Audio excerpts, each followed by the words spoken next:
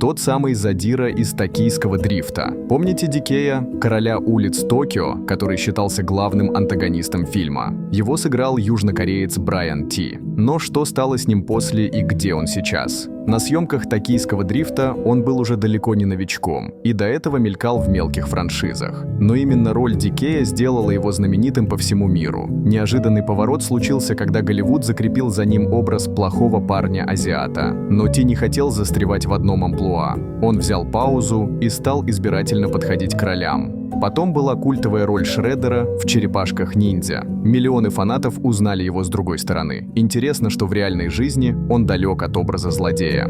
Примерный семьянин и активно участвует в проектах, связанных с азиатами в Голливуде, борясь с стереотипами. И если раньше его знали только по одному образу, то сегодня Брайан Ти стал символом актера, который сумел выйти за рамки и построить карьеру на собственных условиях.